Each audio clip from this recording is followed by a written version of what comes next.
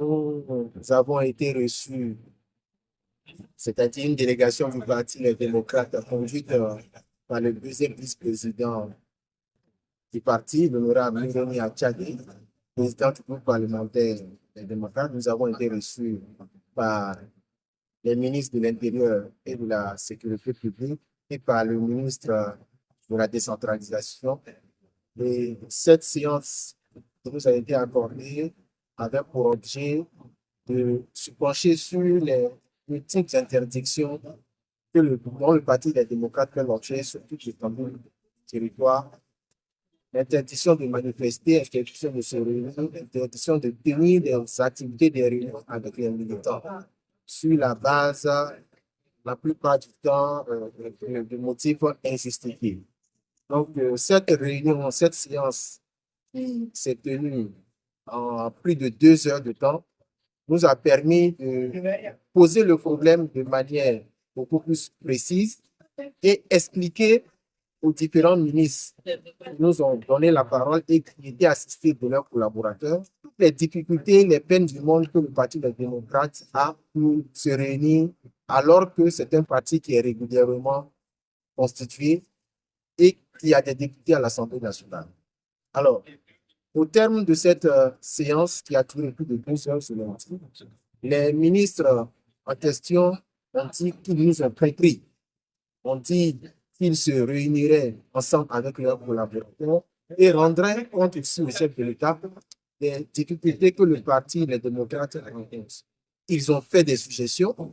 Nous avons aussi fait nos suggestions en conformité avec la charte des partis politiques, en conformité avec la loi sur le statut de l'opposition, qui reconnaît au parti de l'opposition le droit de se réunir, le droit de manifester, avec l'assistance des forces publiques.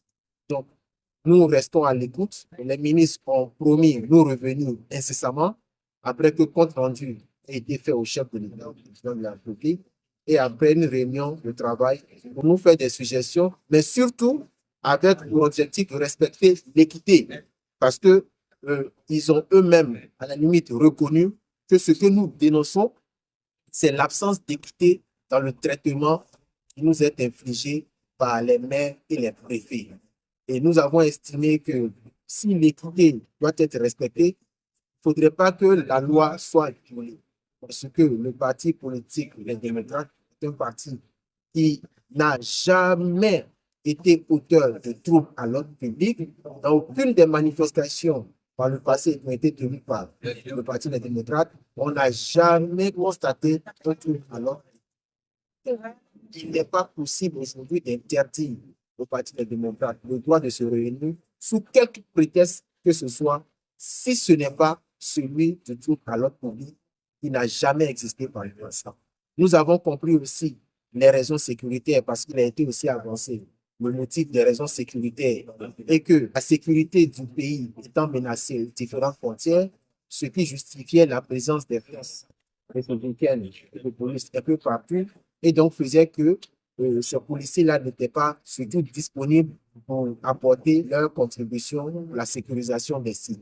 Nous avons estimé que si cela était aussi une cause de refus pour les autres partis de la mouvance, on comprendrait.